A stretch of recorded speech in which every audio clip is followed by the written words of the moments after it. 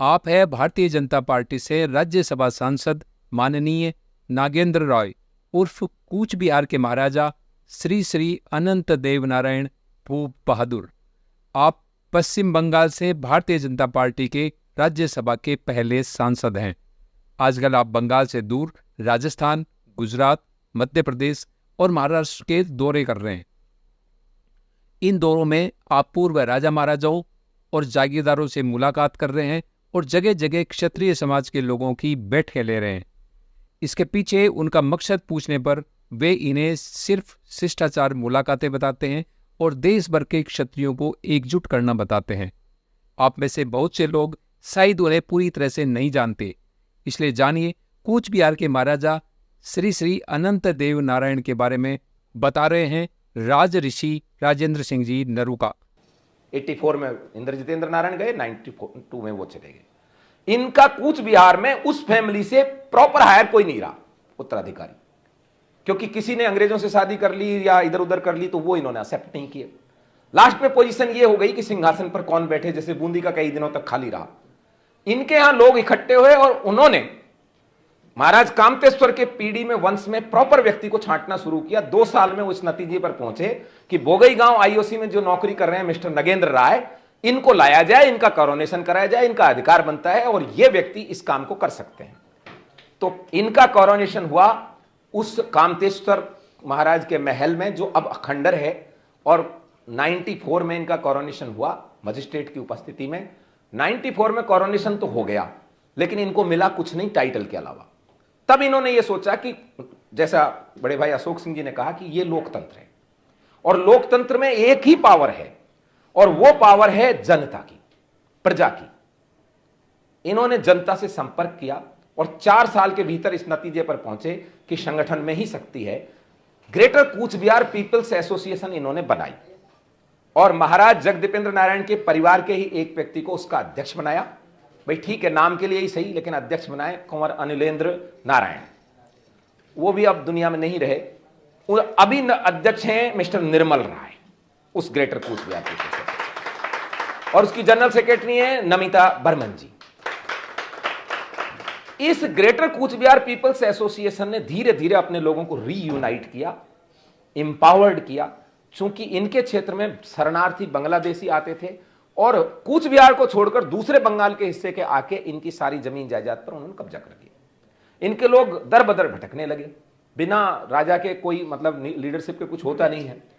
राजवंशी क्षत्रिय समुदाय का वहां पर आज भी 60% पॉपुलेशन है इस नॉर्दर्न बंगाल में, ग्रेटर कूच बिहार का जो एरिया है इसके अंदर। पब्लिक तो थी इनके पास, लेकिन महाराज जगदीपेंद्र नारायण के साथ जो अनर्थ अन्याय किया उस कारण ये लोग वोटिंग का बहिष्कार करते थे, ये वोट करते ही नहीं थे। परिणाम ये होता था कम्युनिस्ट वाले जीतते चले जाते, बिना वोट के जीत जाते हो आराम से। आपको बताने की जरूरत नहीं है बंगाल में क्या क्या रहा है, उस समय तक तो और भी बुरा हाल था। लेकिन इन्होंने रेसिस्ट करना शुरू किया, उनका विरोध करना शुरू किया, उन बांग्लादेशियों का, उन बंगालियों का और उन रोहिंग्याओं का। परिणाम यह हुआ कि लोग जानने लगे कि ये है कौन, greater Cooch Behar peoples association कौन है। कोरोनेशन में इनका नाम हो गया श्री श्री अनंत देव नारायण भूप बहादुर, जो होता ही है नॉर्मली। ये अनंत महाराज कौन है, तो फिर इनको रिकॉग्निजेशन मिला। जसवंत सिंह उस समय वहां से डोगरा और मारवाड़ियों की मदद से दार्जिलिंग से एमपी थे, वो आना जाना था उनका। और लकीली उस समय अध्यक्ष बन गए राजनाथ सिंह जी, पार्टी के राष्ट्रीय अध्यक्ष, और वो बीजेपी को बंगाल में भी पैदा करना चाहते थे। उस समय तक एमएलए नहीं थे वहां, एक एमपी ही थे खाली, जसवंत सिंह जी। तो वो वहां ढूंढ रहे थे संभावना। जसवंत सिंह जी ने उनको बताया कि वहां ऐसा है। महाराज साहब की उनकी मीटिंग हुई और उसमें यह तय हुआ कि भाई हम हमारी स्टेट चाहते हैं। तो राजनाथ सिंह जी ने खुले दिल से यह कहा हम आपको स्टेट देंगे, बट देने की स्थिति में नहीं है क्योंकि बंगाल में एक भी एमएलए हमारा नहीं है। भाई क्या बोलेंगे, कैसे बोलेंगे। तो इन्होंने कहा वो कैसे आएंगे एमएलए, बोलो वो जब आएंगे जब आप लोग वोटिंग करने लग जाए। और वो वोटिंग करने लगे। परिणाम यह हुआ कि 2019 में 18 एमपी जीते वहां से, जिसमें से 8 एमपी कूच बिहार टेरिटरी से जीते। और 21 में जो विधानसभा के चुनाव हुए उसमें 72 एमएलए बीजेपी के जीते पूरे बंगाल में, और 72 में से 54 एमएलए जीते कूच बिहार टेरिटरी से। 54 एमएलए जब जीत गए, इनके यहां कार्यक्रमों में पैलेस में राजनाथ सिंह जी, जसवंत सिंह जी, आलूवालिया जी, मोदी जी जाते रहे। अमित शाह जी अब 2021 में वहां पहुंचे जब वो रिजल्ट आ गया, और वहां भोजन करने के, लंच करने के बाद उन्होंने इनसे रिक्वेस्ट किया कि एमएलए आपके हैं और हमको एक राज्यसभा सीट अभी मिलेगी, खाली हो रही है, तो हम चाहते हैं कि आप राज्यसभा में कुछ सुशोभित करें।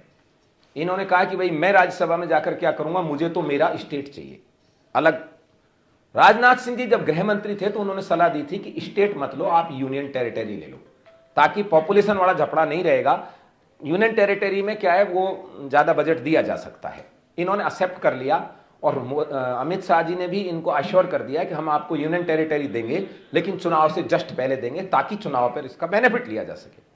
ये राज्यसभा में सितंबर 2023 में पहुंच गए, और राज्यसभा में रहते हुए इन्होंने महसूस किया कि यूनियन टेरिटरी के लिए और संघर्ष करना पड़ेगा, और यह संघर्ष जारी है इनका। पिछले साल, इसी साल 24 फरवरी 2024 को मुझे इन्होंने वहां चीफ गेस्ट के तौर पे बुलाया था चिल्लाराय जी की जयंती में। वहां जाकर मैंने देखा कि लाखों लोग महाराज साहब के अनुयायी हैं, और वो सीधे नहीं खड़े होते, प्रणाम करते हैं। इसका मतलब महाराज साहब का जबरदस्त वहां सम्मान है। और अभी रिसेंटली 21 जून को मैं गया, और मैं लेट हो गया, मेरे साथ प्रतापपुरी जी महाराज थे। रात को 12 बजे तक भी 10 से 15 हजार आदमी पहले इसमें इकट्ठे थे, और फिर 1 घंटे उन्होंने प्रोग्राम और किया, वही अप्सराओं वाला डांस वगैरह सब आप देखना, कोई एक ने देखा भी होगा आप में से कुछ लोगों ने। आपको फर्क ही नहीं लगेगा कि टीवी वाले तो कुछ भी नहीं दिखा पाते, टीवी वालों की इतनी क्षमता ही नहीं है कि एक साथ 300 बच्चियों को दिखा दें। 300 बच्चियां एक ही ड्रेस में वही दिव्य गान कर रही हैं। खुद प्रतापपुरी जी महाराज के वचन है, उसमें भी होंगे, आप देख लेना वीडियो में भी, कि मुझे ऐसा लगा कि ये तो स्वर्ग में आ गए हैं। आज भी महाराज साहब ने कल्चर मेंटेन की, अपनी स्टेटस मेंटेन किया हुआ है। अब इनके दिमाग में एक बात है कि यदि हम संभले नहीं, इकट्ठे नहीं हुए, तो हमारा अस्तित्व समाप्त होना निश्चित है। हम ठीक है, और जातियों की तरह तो रह पाएंगे, लेकिन हमारे अंदर जो कुलबुलाहट है वो नहीं रह पाएगी। उसके लिए जरूरी है, प्रजातंत्र में प्रजा ही सर्वोपरि है। हम अपनी प्रजा को सही बात बता दें, जो हम गीता के माध्यम से बताने का प्रयास कर ही रहे हैं।